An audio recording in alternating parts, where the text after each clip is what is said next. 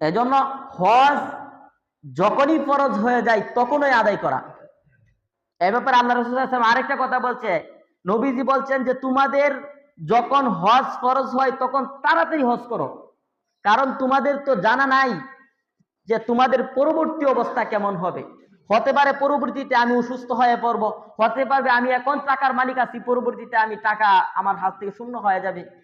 কিন্তু হজ এমন একটা ফরজ ইবাদত, জীবনে যদি একবার কারো উপর হজ ফরজ হয়, এই হজ সারা জীবন তার উপর ফরজ থাকে। এরপরে যদি সে শূন্য হাত হয়ে যায়, যে তার কাছে আর টাকা নাই, ঋণগ্রস্ত হয়ে গেছে, অথবা সে অসুস্থ হয়ে পড়েছে, এখন আর এমন অসুস্থ যার কারণে সে আর যা হজটা সম্পন্ন করে আসতে পারবে না, এই পরিমাণ অসুস্থ হয়ে পড়েছে,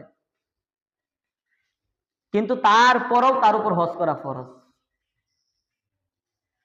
এখন আমরা যারা সুস্থ আছি, টাকা পয়সার মালিকানা আছে, যে আমরা চাইলে এখন হজ করতে পারি, সামর্থ্য আছে, এখন আমরা করতেছি না, বিলম্ব করতেছি,